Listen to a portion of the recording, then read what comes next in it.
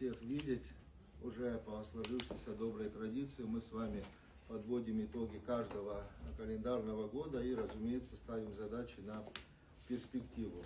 2024 год также отличился особенными показателями, которые наверняка будут сегодня более подробно сказаны основным докладчиком. Но я, наверное, в целом хотел бы охарактеризовать, что на самом деле случилось и в 2024 году, и ретроспективно в прошлые годы.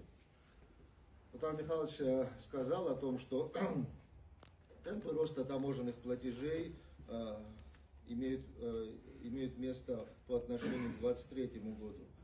Но мы смотрим в динамике от 3, 4, 5 лет, как говорится, и хотел бы заметить, что показатели 4-летней давности по отношению к прошлому, минувшему году у нас в 2,5 раза выросли. Это очень важный показатель.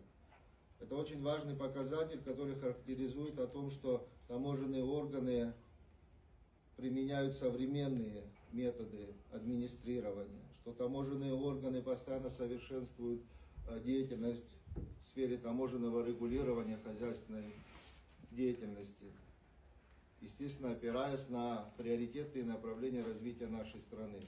Ежегодно растет товарооборот. Вот сейчас только что мы услышали, более 15% товарооборот по отношению к прошлому году вырос.